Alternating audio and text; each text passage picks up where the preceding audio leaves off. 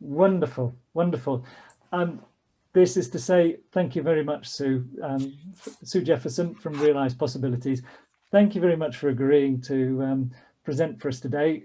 Sue's going to talk about circular Malton, engaging people and driving change on a masterclass that we're running in collaboration with the York and North Yorkshire LEP and Circular Yorkshire. So I've got to keep out your way now, Sue, and over to you. Thank you very much. Thank you. Good afternoon, everybody. And I wanted to say, first of all, that this isn't my day job. I'm a volunteer alongside some others, championing Circular Malton and Norton. And we're actually a pilot that was prompted by the York and North Yorkshire Local Enterprise Partnership and their vision for Yorkshire to become the first circular region. I do now chair their steering group for the circular economy because I knew nothing and then opened my mouth to ask a dumb question. So take me as an enthusiastic amateur at this, which will probably become evident when we go to questions at the end. But a group of strangers literally met at a circular Yorkshire event who liked the idea, and we started with a blank sheet of paper. So as I talk you through what we've created in the probably year and a half that we've been working together. And we created a vision which is very much about, well, what's the benefit of a circular economy? And we want a thriving market town. We've got a lot of them in Yorkshire, and it's really important that they are thriving as they look forward, rather than a town of the past. So we want it to be successful, appealing to residents and businesses, and a society that was healthy and happy. And we're very much the start of the journey, because we're hoping that it's a legacy that prospers. And mainly what we're here to do is create this culture of collaboration. We did set ourselves some very ambitious aims, as you can read there, to really drive awareness of it. And I think a really important part is that let everybody, the masses, play their part, however, whatever scale it is. This isn't just for the environmental enthusiasts. And as I said, we're really a pilot, and we'll be producing a model and study at the end. So this was our approach, and it's very much help explain to people what is a circular economy and why should we do it. And we are using some few big ideas to do that, and really to create the dialogue and create the visibility as to what a circular economy could be about. And I'll talk more about that in a moment. The second biggest task is to engage key stakeholders. There's a lot of people. Actually, the purpose of that is to make sure people are supportive of what we're doing, rather than think we're some crazy fools, but actually it's what they might know and who they might know to help make it happen. That's really their role. And then it's looking at other people's initiatives and just help fuel them, help support them and push them on that journey. That's really our strategy. And I say that because when we looked sort of below the covers, there's so much going on. And this is just on our patch. We've got Free Fridge Initiative, which is taking surplus food and giving it to everybody. At the other end of the scale, we've got someone like Ellis Patents, who are world leaders in engineering solutions, who use the circular economy as their competitive advantage. And here we've had businesses that have started up during COVID, some that have expanded during COVID, not down to just the circular economy, but they've had good environmental practice, good sustainability as one of their values. And I think it's a mindset about you can use this to drive business success. And just a call out to Visit Malton, you probably know us for our food festivals. Again, they looked, I think 2 years ago, they had 20 tonnes of waste. And then the last year they had 4 tonnes of waste. And the next year, I know they'll have 0. So there's so much already happening. It's really helping fuel that and getting more on the journey. But what were the barriers we faced? And we definitely faced some in the first few months when we'd sit down, have coffee and seem to be pushing water uphill. I think the biggest one is that everybody, including myself, is kind of resistant to change unless I'm shaping it. And that's because there's always seemed to be risk in changing. There's often more effort, and the effort and the pain comes today, whereas the reward is tomorrow. And we hear a lot of people saying, yeah, but my actions won't make a difference. And I'm here to tell you that's wrong, and you probably know that already. Another big challenge was funds to actually do things. But the first 6 months, you'll see what we've achieved without any money. And then getting stakeholders to act, because this can often sit as a nice to do rather than a priority. And it's really important, we've been stressing with businesses in particular, this is actually a way out of successful recovery and actually gives competitive advantage to lots of people. And as I say, we're a group of 10 volunteers, all with day jobs, but we needed to have a rigor and put some time aside. So those are the key barriers that we've faced. Now, in my day job, I do change management, and some of you may all have your favourite change management tools. But in my kind of 30 years of work with businesses, this is the one that I've favoured the most. And actually, behind the scenes, this is what we're using. So we're driving awareness, as you heard, and then the desire element is often missed out in any change management. But the desire is what's in it for me. You know, it really highlights like a reason I want to change, and me personally. And it's an emotional thing. It's not a rational element. And then give people the knowledge of what needs to change and the tools to do it. Then prompt action. In the guy who created this, he actually has the A stand for ability, the ability to act. But I've always liked to like, no, actually stop talking about it and start doing something. And then the reinforcement is encourage the green shoots of what we're seeing as success. So that's kind of what's behind it. I've seen it work lots in businesses, but now I can see it working in a community as well. So in terms of following that, the first element was to drive awareness. And this was actually create the impression that it's already happening. It's not just 10 people sitting in a room. So this, sorry, it's a bit hazy picture because my husband was driving very slowly past the sign. But the town council and Visit Malton gave us permission to put up a sign on their land. And we put this up, and then we had phone calls and messages from people saying, tell me more as to what's going on. So as someone said, it's kind of fake it till we make it. And I make no apology for that's what we were doing. And then create the dialogue. And it's very much important that it's a discussion with people, not at people. So press articles, the Rydell District Council invited us to one of their events. And so we use that to sort of share our suggestions and get first feedback and so on. And that's been really helpful because we ditched some ideas and others have really gained momentum in that. So if those are kind of the creating awareness, then, as I said, the next element is the desire and what are the benefits for people. And this is very much focused on businesses to say there is a real opportunity, because wouldn't you like to turn your waste into money? And my simple explanation to businesses is that circular economy and net zero is a way to either make money or save money. And this is a good example where McCain take their waste potato and it actually gets turned by another company into products and clothing. And that was kind of coordinated and sort of facilitated by someone on our doorstep. We've got world leaders in York and North Yorkshire, and this was with BDC, who many of you may know. But the benefits are way more than just saving on waste.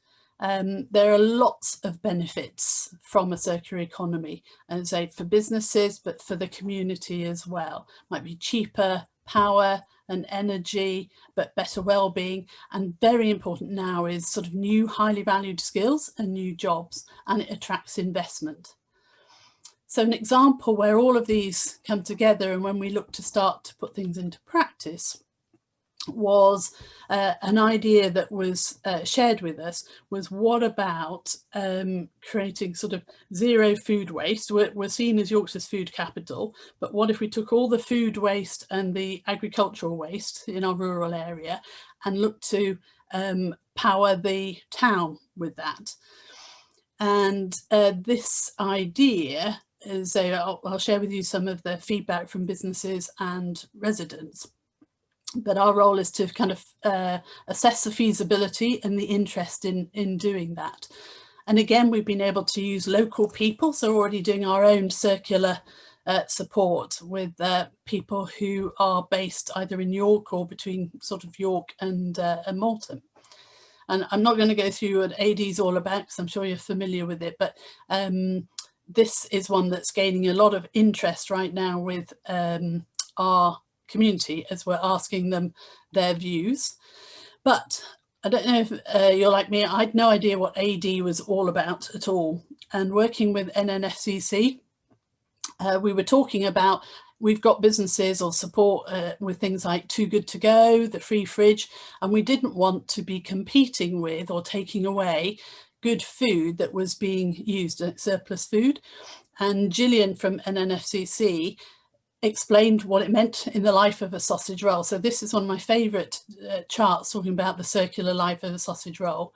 And as you can probably read here, but just in producing one sausage roll, just the filling, if there was no other waste at all, it would, and using an AD, it would heat a household for 2 minutes or power a laptop for about half an hour. Now, when we share that with the public, we get a wow reaction. And to me, this is what we need to be doing with the circular economy, is make it easy and relevant for people to understand. So suddenly people are very interested in what's in it for them in the circular economy. We're actually undertaking views now from our local community, both about the circular economy and about the anaerobic digester for the community.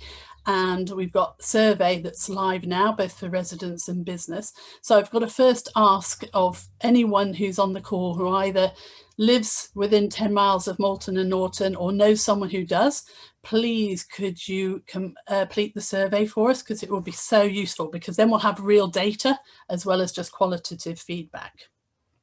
Thank you. And I think Peter was going to put that in the chat box so you can get access to that link. So that's one big idea that we're looking at, creating the dialogue and the change. Another that we're then we've started to look at is, what about making our schools carbon neutral? And we also have a sports centre, and we've done some feasibility work. We know exactly how to make it carbon neutral. It's well within our means and capabilities now, and we're just in the stages of looking at how best to finance that. But that's going to be really exciting, because we've got students who are so engaged in the environmental change. This we can actually have them linked up and helping be part of the solution, and seeing that within their own field. Another idea which links the benefits, not just for the residents, but for businesses as well, is something that was shared with us. And this is what has happened as we've announced, you know, the Circular Malton and Norton sort of network. People get introduced to us. And Too Good To Go is, I think, a brilliant concept, where if a shop or a cafe has excess waste or unsold food at the end of the day, then they can pop it in a magic bag, and if you're on the app as a consumer, you can buy it for 1/3 of the price. So it's great quality food, and it's a surprise. This is the magic bag they talk about, and for businesses it literally is just what is left at the end of a day that's still good to use. And they've seen the benefit coming back with customers come back, you know, so the footfall increases and so on. And as a consumer, a bit of fun and excitement to see what you might eat that night. And as we've got great food places in Malton and Norton, then it's always a real delight. And this is why it's important, because if we rescue a magic bag every day for a year, we are preventing the same amount of CO2 being emitted as a car going from Land's End to John O'Groats and back. So when I talked about small things making a difference, this tells you exactly how just doing something that you might like to buy anyway does that. And I know Too Good To Go are now linking it with Circular Yorkshire and actually going to be looking to offer incentives for businesses to get involved in the next month or so. That's one idea. But it's more than just waste with businesses. You may remember, some of you saw this from Katie Thomas's presentation probably last month about the LEP discovering the 6 benefits that there are to business. All sorts of things, from energy costs or packaging, as well as boosting the brand. And I'm seeing businesses using this as a competitive advantage because of what they're doing, as well as retaining high caliber talent. So we know what the benefits are. The LEP have fantastic case studies on their website we can direct people to. But what we've been able to do with the Circular Malton and Norton team is really package all that support that's available and out there and direct people to it. We've got some great funding support from Rebiz or Spark Fund, who are there absolutely to help businesses on this journey. As I mentioned, BDC on our doorstep, and then NFCC and the LEP. And we're running our own business event before the end of the year. We're just filming now with a lot of the case studies from the speakers from the businesses already doing things. And then we've got some funding that we've been kindly given by central government, and the LEP have directed to us because of the impact we're already making. So for our local businesses, there's consultancy support and workshops, which is going to help people either get started or help them with their own action plan to deliver one of those benefits that I mentioned earlier. And they're going to take place, as say, the sort of beginning and mid-November. So I've got a second ask here, which is if you are an SME in the Rydale area, because we've opened it up, so it's not just Malton and Norton, or you know somebody who is, please do send them that link and please do register, because there's only 20 places. And I've probably shown you more than 20 businesses already who are already on this journey. So please, if you want a space and want to take part, please register for that. That will be great. And I just thought I'd show you one of the tools that they're producing for us. This is a way where every business can very easily work out their carbon footprint. Oakdean Hollins have put in place some very easy inputs that each business would put in beforehand, and it will produce a graph to show where do the biggest emissions come from. Is it waste? Is it packaging? Is it heating and energy? Or is it transport? And each business can then use that to know where to focus to drive down their carbons first, but equally then do the same calculation 6 months' time and see how they've improved.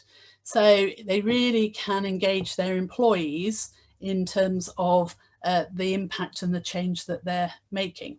And feedback from the Growth Hub was very much saying this is probably one of the easiest calculators they've seen. And this is something that, as I say, Oakdean Hollins are going to be offering all of our people involved in the workshop. So I've sort of tried to give you a flavour as to what has taken place, literally probably in the last year, and to give you a sense of what have been the keys to that action. And I'd say, first of all, it's the team. And as I say, we came together as strangers, but all shared an ambition and a pace to do things, and brought different skills. And we've just used everybody's individual skills to play to that strength and driven action. I've talked about the approach we've taken and using big ideas to drive the dialogue and be an umbrella for other initiatives, but being flexible with the opportunities as they arise rather than wedded to it's our plan or no plan. And that engagement of stakeholders was very much as a communicating in terms of what's in it for them, why would they like to get involved, making it easy, And we've been, I think, probably blown away by the enthusiasm from everybody, because actually everybody wants to help create something new and exciting and making a difference.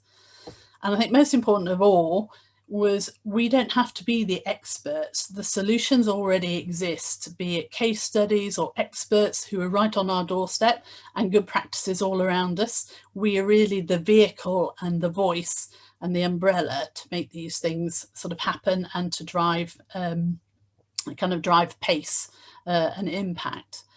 I thought I'll just pause here rather than keep talking whilst you read. This is what our residents and businesses have already been saying about the initiative. The green ones on the left-hand side are about the circular economy idea. The orange is about the anaerobic digester. And where you can see some black type, you can see some of the concerns that consumers or residents have raised as well. So I'll pause whilst you have a read of that, and I can check my timing.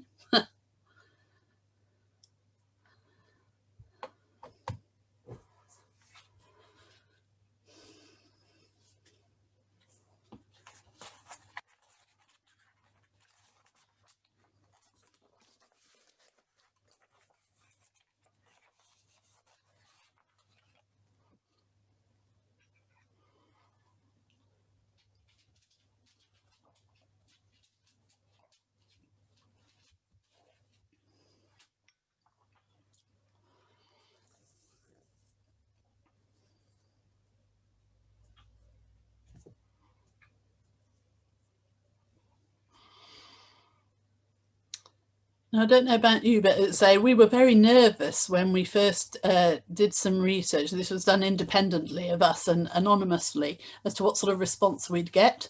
But we've really been surprised and delighted about the enthusiasm people have shown, both for the circular economy, of which, because we've explained it in simple to understand ways, and even with the anaerobic digester.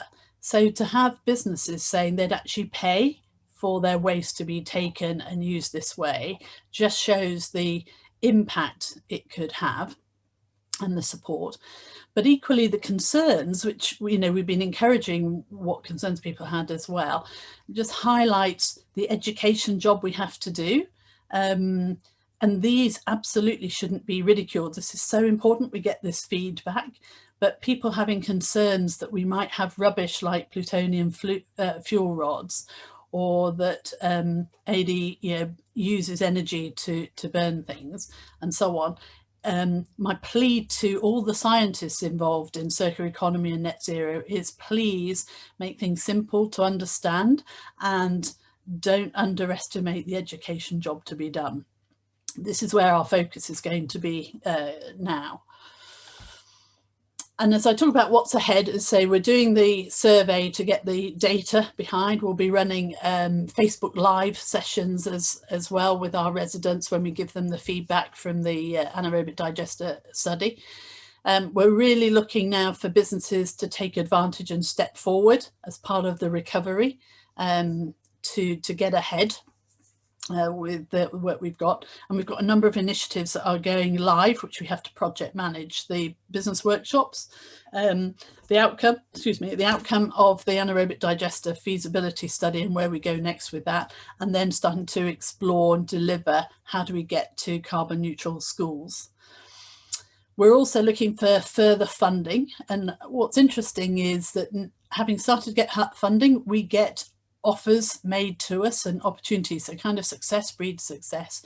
But actually now this is gaining so much momentum that I think there's actual paid jobs opportunity to manage circular Malton and Norton for us.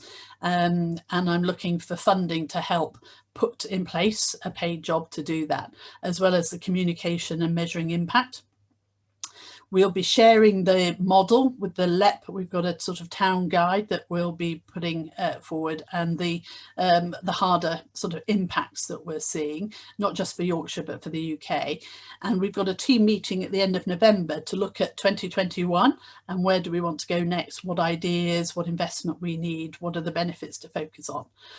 And the last thing I just wanted to share with you was an idea that came from a discussion in our group when we had businesses approaching us and wanting to relocate to our area because of what they saw we were doing. And it's very much the idea of incubator hub for entrepreneurs.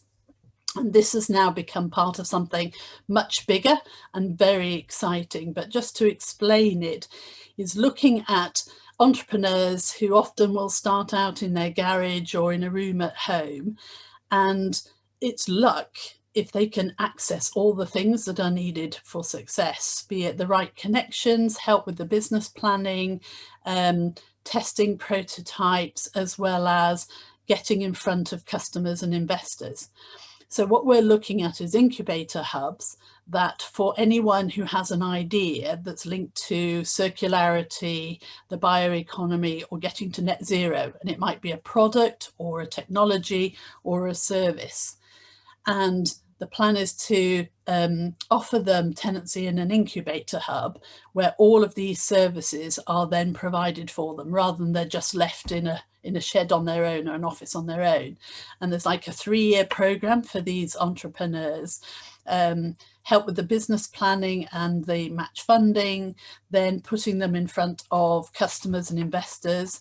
And in the 3rd year, as the business is sustainable, helping them plan for the next stage, and then moving them out where they set up their business on a site with a team.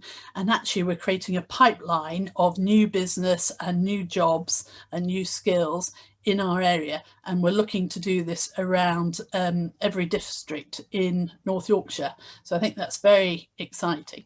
And I just thought I'd leave you with the imagine the possibility. We've got great interest from investors and developers, but we're imagining a carbon neutral building that we create in Malton or Norton. That's an incubator hub that is a showcase for what can be done with buildings and with these new entrepreneurs for this way forward on our doorstep. And I'd say that if anyone is a budding entrepreneur or interested, has an idea and would like, please do get in touch with us. You can see I don't know if you can see the email address, but it's circularmaltonnorton@gmail.com, because we're really interested to hear from the people who'd like to be tenants in this, so that we can make sure we design it appropriately for their needs.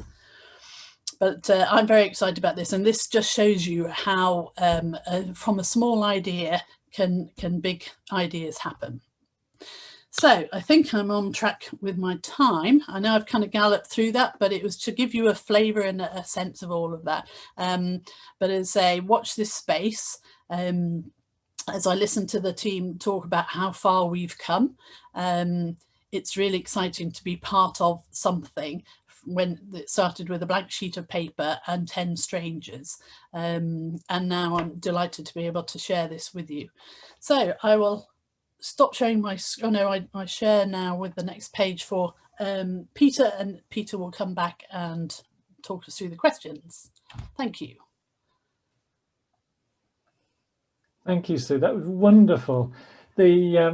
You went through so much, but it was so interesting, and we've got the questions coming through already. So I'll leave you a little bit of time to scan down those questions in the Q&A before I start asking them.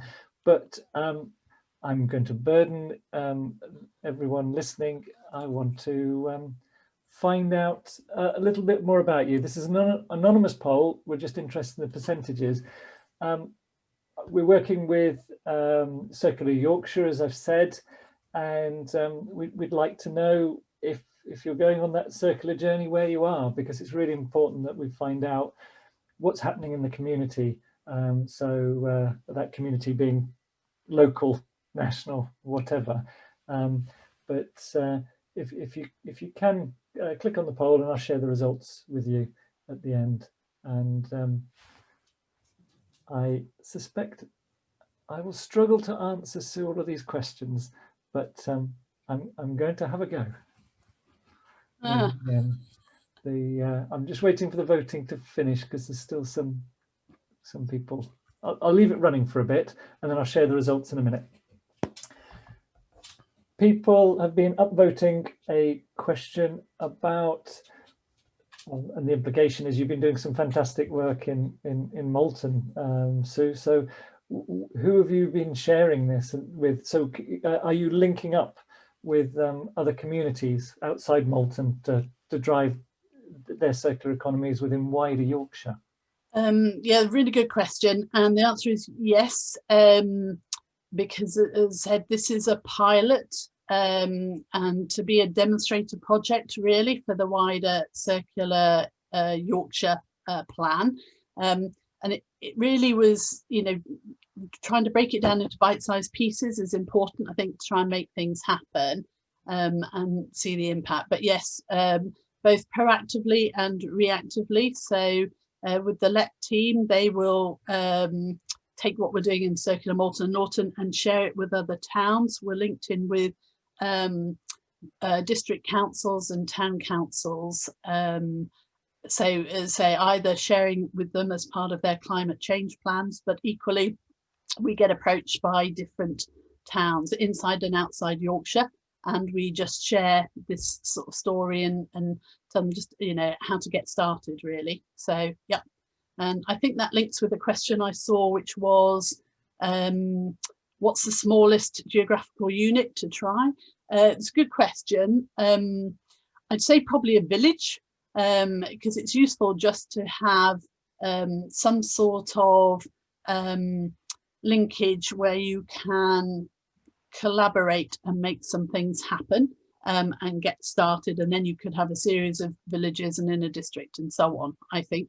And I'd get to whatever your local council is. It might be a parish council, town council or district council, because we found Rydale have been very good and the town councils to help facilitate things as we go on at a pace. Yep.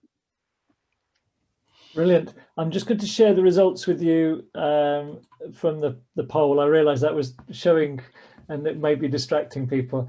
It's looking like people are interested in circular economy, but most have yet to start. But there's some really interesting results in that people are quite far advanced on their journey in the group here.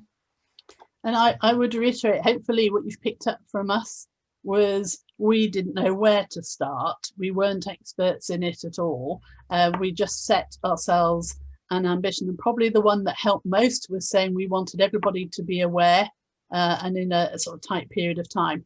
I'll come on to what we're measuring in a moment, see where we are on that, but that kind of scales your ambitions, and then just start talking to people and do make it public way before you've got plans and it's all nice and tightly buttoned down. It's just start saying that's our intention, you know, who comes with us. Great. And there's a question gone right to the very top about the youth voice, about yeah, you mentioned youth enthusiasm. I suspect there's a legal answer to this of why limit to 18 plus. Yeah, two parts. One is the research. We weren't allowed, the research companies weren't allowed to ask anyone below 18. So, but what we've asked is households with children in to kind of get the children's voice in that. That's one part. And we have youth in our project team, actually, which has been really useful. Just students who were interested, you know, at school, interested in the idea, have become part of the team, and they give us so much insight as well. And with the schools that we're talking to, the students have, you know, there is one student group called Students for Malton, and I think they're looking to do environmental change, and we can help direct them to things that they can do. So we've kind of paused all that just while schools focus on, you know, educating through COVID, but they're absolutely front and center with this. And I think actually, like with quite a lot of change, we can reach parents through the children, because it's the children will drive that change. Yeah. Great. I'm going to shamelessly go according to the populist vote here. So we have a question right at the very top. Has your initiative inspired others to set up enterprises such as repair shops, exchange cafes and other outlets in the town centre? So we have some upcycling businesses and recycling businesses. We've got some CICs have been formed, focusing on the environmental side and so on. What I would say, however, is I'm not sure that's down to us, but I think what we've done is create an interest, a noise, and made it acceptable for all. And I know I keep stressing these points. This is not just about environmental enthusiasts. This is for people who say this is I think what we've done is kind of just been a catalyst and made it more permissible and people getting involved.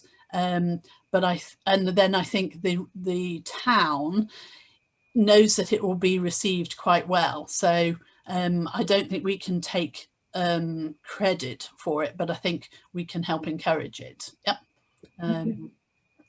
Wonderful. There's a couple of questions here on awareness of other initiatives and where awareness of the first one right at the very top is somebody wants to move to Malton, but are you aware of similar initiatives in and around York? So is there a mapping of what else is going on in locally or nationally?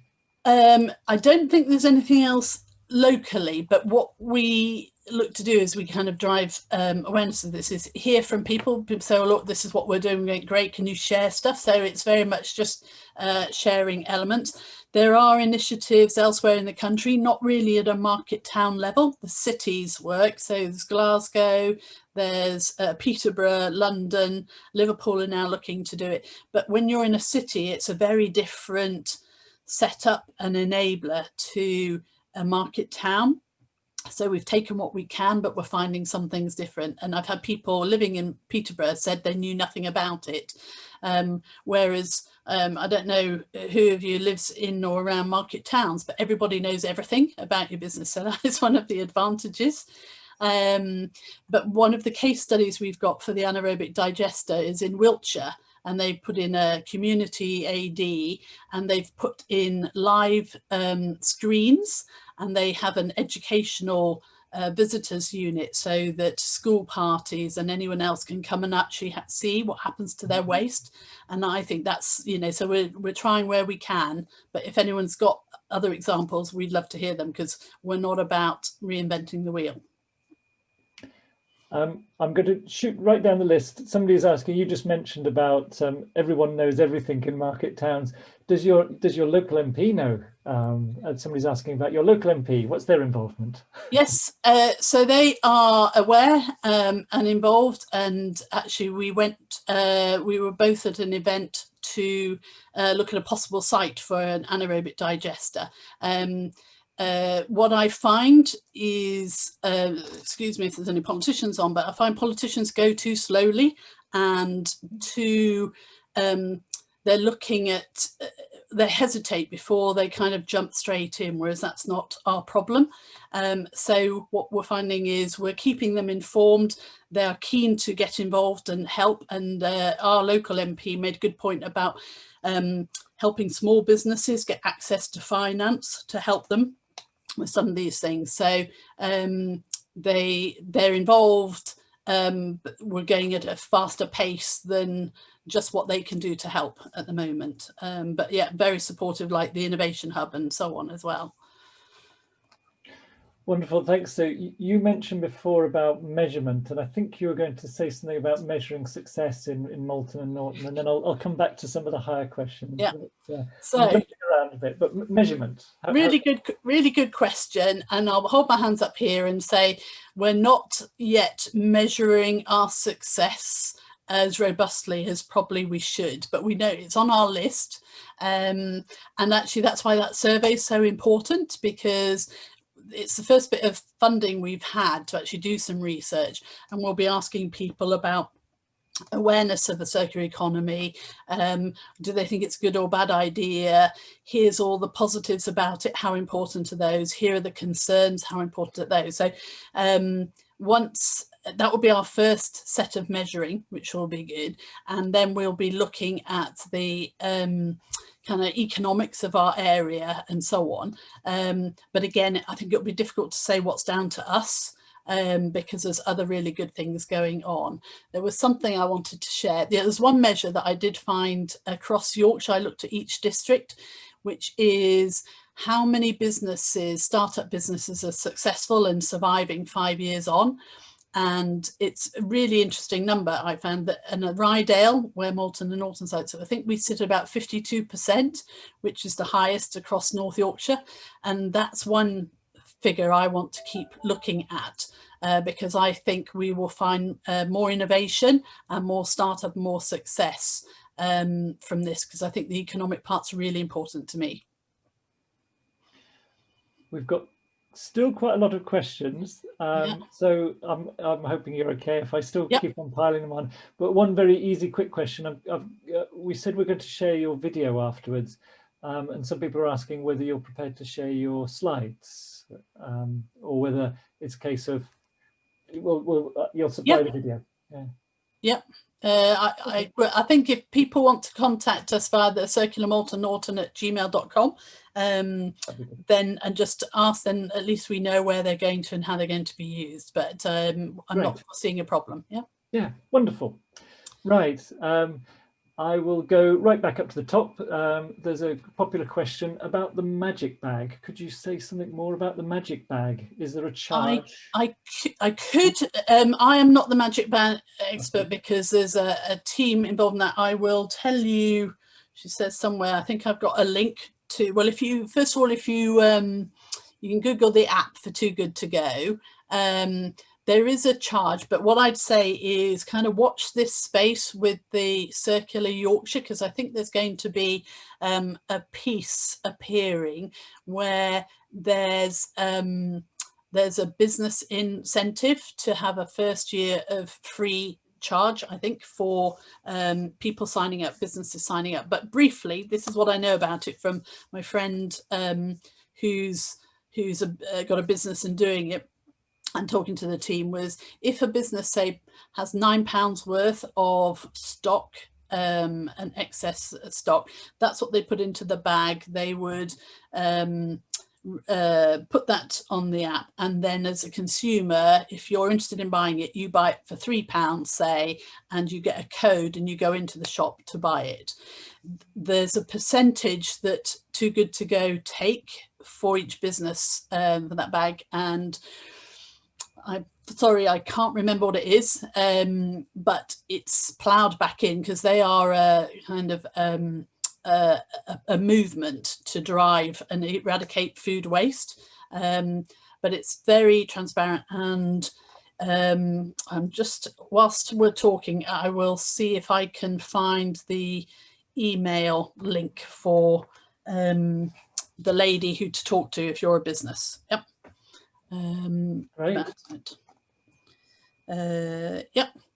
And what I'm going to do at this point is, I realise it's getting late, but so if you're able to stay on questions for another 10 minutes.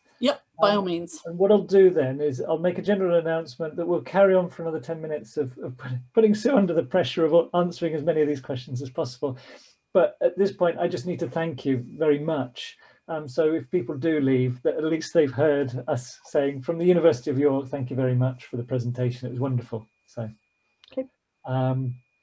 So I can tell you the Too Good To Go is the email to contact is she's called Caroline, but it's C Conroy, CONROY. Is it all right? At Too Good To Go. .co.uk, and I will try and get that into the chat for everyone. That's she covers the north, I think. Okay. Hope she doesn't mind me doing that, but I think that's what she wanted. I'm going to jump down several and ask a question about background knowledge. You mentioned not assuming people's background knowledge, and what initiatives do you use to educate them in a way that was engaging but not patronizing? Yeah, good question. And we're kind of just using our judgment, and between us, what do we find helpful? But I do think it's in explaining like the waste idea, what's useful, and how does it work? And then if people want to get more technical, it can be done, and we can direct people to that. But usually it's just a kind of conversation we'd have as general members of the public. When we talk about the AD, we're getting questions about, well, is it going to be smelly? And I've been to an AD to see it, so I've got some sense to, talk about it, but I am not the expert or the scientist. And then I think we've got fantastic people, say BDC or NNFCC, who, when we ask them, they explain it in easy to understand ways. So for me, that sausage roll example was really helpful, and everybody's just come back saying wow and getting it, and not feeling that it's patronizing to them. For me, the McCain example is really good as well. So what happens with waste? That's all people need, to know. So I don't know if that answers the question. I'm going to, yes, it does. Thank you. Going right to the very top, there's a question, I'll cryptically say, from Mike. How are you engaging with utility companies to optimize the energy opportunities that will come from AD, and what's the best outcome? Gas, electric, heat. So good question. And you sound like you might know more about this than I do, but this is where it's important to liaise with experts at the right time. So NNFCC, who are our consultants for this feasibility study, they're experts in this. They know what questions to ask and what to expect when they're looking at utility and the links, for example. So the work they're doing, which they'll share back with us, is where are we in relation to linking with the national grid? What are the best options for us in terms of the energy options that we might want to use? And that includes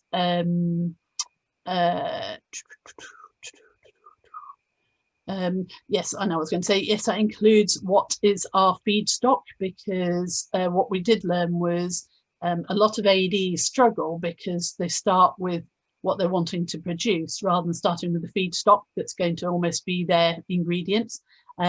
So this is a sort of a 10-point study that's being done. But so I don't have the answer, but I'm really confident in their ability to know what works, because they've done it so many times before.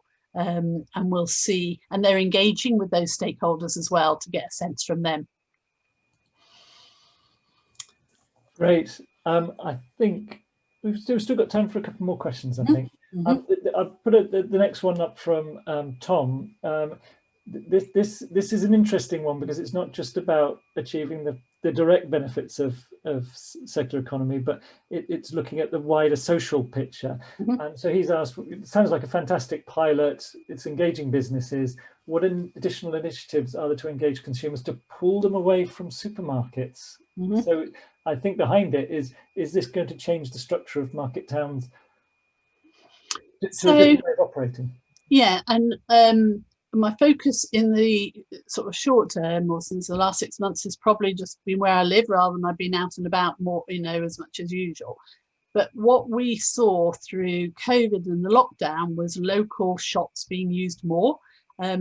Several of ours started a delivery service, and then they've gone online now and doing that. And I know we're not the only town that's found people saying, oh, the quality is great, I love the service. So we have seen a shift to buying locally anyway. And what we've also seen is then the local shops get together, so a common delivery system or vehicle. And I don't know if you've seen the Shop Appy app, which some people are using, and so on. So I think all of those initiatives are there to and make it easy for consumers to shop locally from what they can get. And even if they just shop locally one more time, but still doing their supermarket, that's all a positive shift. And what we're also finding is the bigger supermarkets are wanting to get on board with the solutions that small ones are providing. We've got a couple of shops do refills effectively, you know, so you can buy, you take your own packaging in and buy that. And I've just read today that Asda is starting to trial that themselves.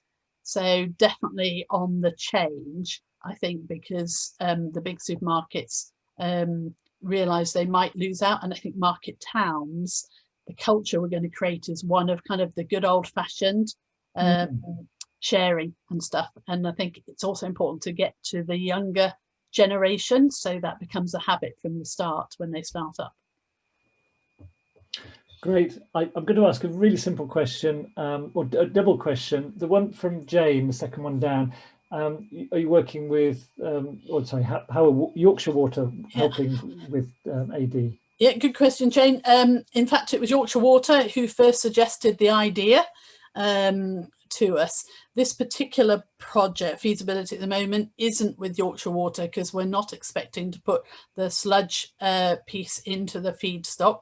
But I'm in dialogue with them to keep sharing with them what's happening, because I'm finding they're doing fantastic environmental sort of pilots and tests behind the scene. So it's kind of not on this project, but absolutely we are sharing with them, and I think there's lots more potential of the things they're doing. I'm going to squeeze in one last question, I've just lost it. There you go. There's a question from Anonymous about the range of commercial, academic and agricultural in your initial 11. Where were they from, incomers and so forth? Because I think that's a really interesting question to end on, about if somebody's wanting to do this, what mix, in your experience, would be a good mix to make this work well? Good question. Some, I'd say we were 60% were Malton people. The others were outsiders and still outsiders. They might live in another market town or in a village. There's only, I think, 2 of us, I think, who were have been in Malton a long time. I don't think we've got anyone on the academic side. We kind of are business, commercial people who've got Visit Malton are in there. A student who's studying environmental sort of science and geology, I think. But we don't have any kind of pure academic people. We just go reach them and call them in for the different things that we're talking through. And the agricultural bit, we no, we haven't directly, and I think that's who we're going to reach out to as well. We didn't sort of self-select, we just went with who was interested. Okay. No, and I think we've got to end there. I've left there's some adverts in the Q&A, so for those of you listening and want to find out more, some people have helpfully put signposts up for where to go and find more information, and so you've got that last slide up still, so we've got your contact details there. So if people, is it okay if people come to you and ask for pointers? And I've got people asking questions about how do we copy this, so I hope I'm not going to overload your inbox. No, please do, if you use the Circular Malton one, because you'll get at least a focused thought on that, rather than the other ones, my general business element. And at the moment, I know you'll get an auto reply which tells you lots of frequently asked questions about anaerobic digester, so just bear with that. That's a freebie for nothing, but that's on auto response at the moment for that. But yeah, please do that, and if I can't answer it, I'll direct to someone who can. Great. We really need to end there, because I know we asked you for an hour of your time, and we've got just a little bit more than that off you. So thank you very much, Sue Jefferson. It's been wonderful having you giving a masterclass. There's all sorts of comments that the general attendees can't see, but there's all sorts of compliments coming through there, and it was a wonderful presentation. So thank you, Sue. Thank you very much.